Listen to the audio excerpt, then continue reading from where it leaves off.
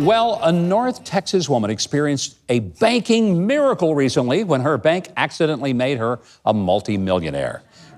That's right. Ruth Balloon was finishing up work when she checked her bank account at Legacy Texas Bank and found that she had an extra amount of money, $37 million. Balloon reached out to the bank, who informed her that it was due to a banking clerical error. They offered their apologies, but they took back the money. Forget the apology, give me the cash here, right? Well, during her millionaire moments, Balloon daydreamed about paying a $3.7 million tithe to her church and making some real estate investments.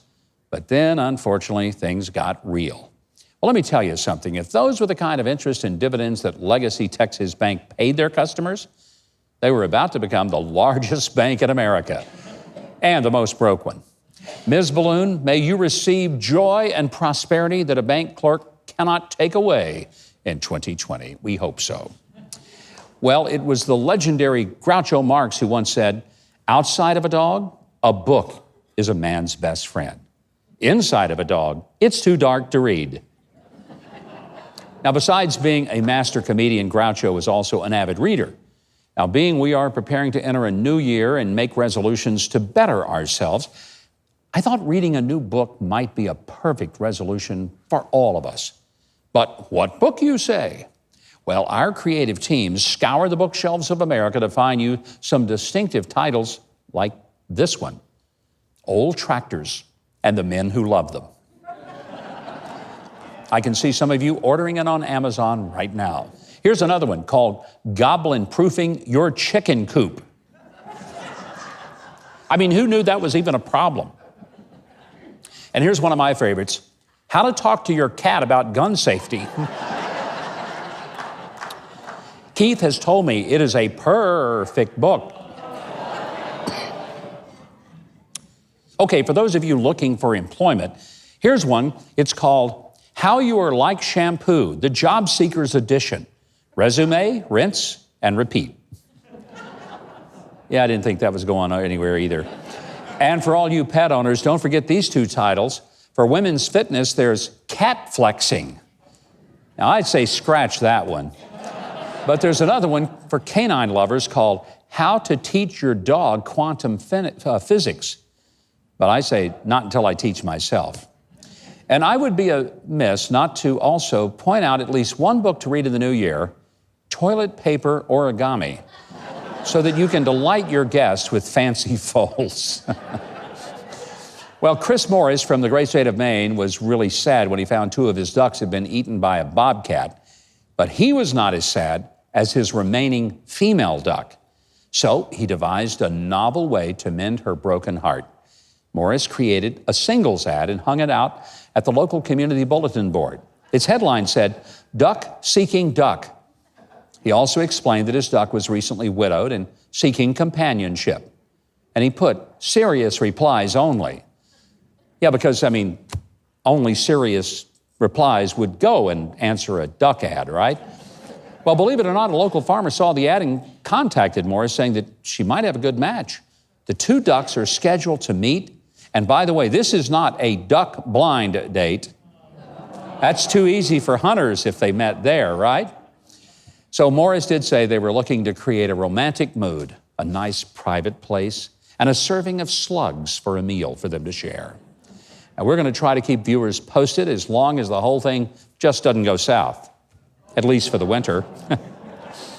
All right, Dateline.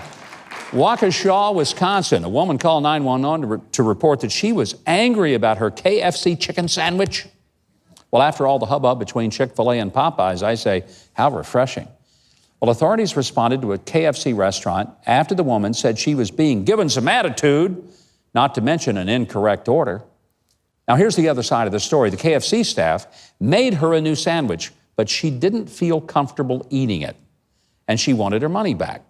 Officers reportedly told the woman and the restaurant staff that this just wasn't a police issue. Governor, could I interrupt just? Of course. I remember asking the manager at a favorite restaurant of mine, back in Cookville, hometown, how they prepared the chicken. You know what he told me? Have no idea. Well, they just cut the chase and tell the chicken they're going to die.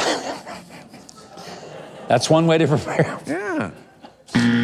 Be honest. Thank you, Trey. I needed that. Keith really needed that. I really did. You know, Keith, that reminds me.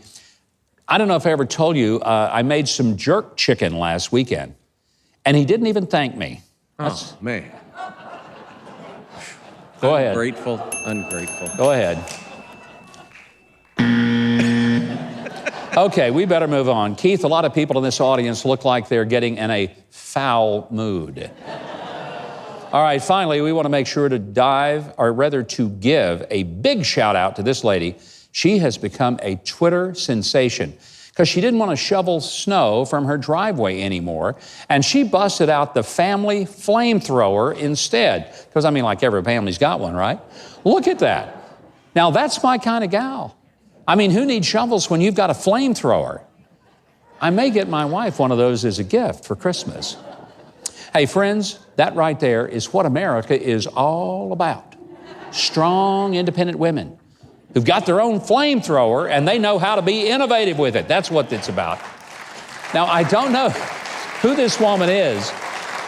I think she deserves a medal because this is what America is all about. So I'm telling you right now that if that lady is single, I'm pretty sure that men are lining up with marriage proposals right now. Well, in the meantime, just like the patient who told the nurse that he was invisible, and the doctor said, "I can't see you now," I'm pretty sure it's time for us to go. But always remember, we read the news.